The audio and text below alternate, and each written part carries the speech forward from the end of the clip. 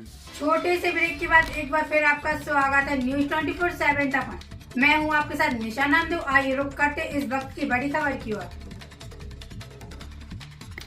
वेदांत आश्रम में चल रहे शतचंडी महायज्ञ श्री राम कथा के 7वें दिन में जगत गुरु अनंतानंद द्वाराचार्य डॉक्टर रामकमल दास वेदांती महाराज ने शिव चरित्र में भगवान शिव की महिमा का वर्णन करते हुए शिव विवाह के दृश्य में प्रस्तुति के साथ बताते हुए कहा कि धर्म संपूर्ण मानवता को एक सूत्र में बांधता है।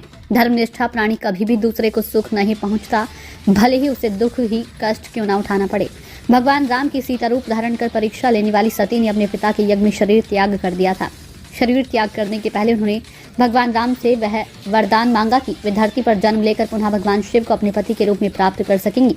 सनातन संस्कृति में पति और पत्नी का साथ अनेकों जन्मों का होता है, इसलिए हमारी रामायण शिव और पार्वती के चरित्र के माध्यम से यह बताते हैं कि हमें अपने संपूर्ण परिवार को विश्वास के माध्यम से सदैव एक सूत्र में बांधे रखना चाहिए। पति पत्नी का परस्पर विश्वास ही घर गृहस्थी को मजबूत बनाता है। पार्वती ने भगवान शिव को पुनः पति के रूप में प्राप्त करने हेतु तपस्या की। उनकी तपस्या की परीक्षा लेने के लिए भगवान शिव ने सप्त ऋषियों को उनके पास भेजा।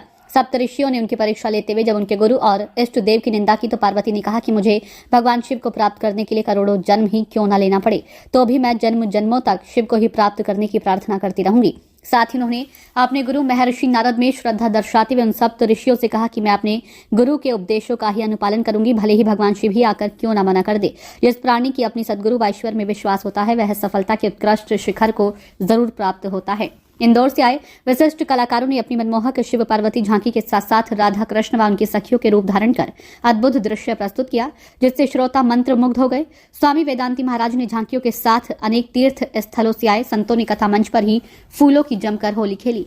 आश्रम के महंत हरिहर दास ने शतचंडी महायज्ञ में उज्जैन से आए। आश्रम के विद्वान आचार्य के साथ पंचांग पूजन, मंडप प्रवेश के साथ यज्ञ कुंड में अग्नि स्थापन कर क्षेत्र के समग्र विकास के लिए यज्ञ का शुभारंभ किया। यज्ञ स्थल में विराजमान नवदेवियों की अत्यंत मनोहारी झांकी श्रद्धालुओं के लिए आकर्षण का केंद्र बनी हुई है। न्यूज 24/7 तक के लिए गंजबासौदा से ओम प्रकाश चौरसिया की रिपोर्ट।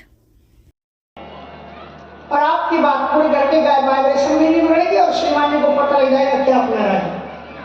आजकल होता है कि नहीं, क्या आजकल है पत्रकार जानते हैं को कौन जानते हैं नहीं। दिल्ली में जंतर मंत्र क्या है? दिल्ली के जंतर मंत्र में आप 10 आदमी लेकर के बैठ जाओ, मीडिया को बुलाने की आवश्यकता नहीं। इसका सीधा सा मतलब है कि आप सरकार के खिलाफ हो और यहां बैठेंगे। इसलिए आज ही जमाने में को भवन की अव्यवस्था है। सभी जी ने सोचा कि मैं घर में जाकर के जितने भी क्रिया चरित्र होते हैं रो करके, मर करके, नाटक करके या मर जाएंगे, ये करेंगे वो करेंगे, जैसे ही बनेगा हम इनसे पूछ ही नहीं। शंकर जी भी समझ गए कि अब इनकी लीला वहां और चलेगी। रास्ते में उन्होंने इतना किया है, सौगंध दिला दी, और वहां तो जाकर के और भी कुछ करेंगे। सो भगवान शंकर जी भी बड़े निकले, रास्ता बदल दिया। जा रहे थे घर के लिए और शंकर जी का घर कहाँ है? काशी, और पहुंचे कैलाश, पहाड़ पर चले। पार्वती जी का यहाँ पे घर ही नहीं, तो उनका कोई बात नहीं, गुफा साफ करते हैं, गुफा में चले। और जब तक सती जी गुफा साफ करने के लिए गई तो भगवान शंकर जी ने क्या किया? एक बड़े वृक्ष के नीचे लाग समाधि अखंड हमें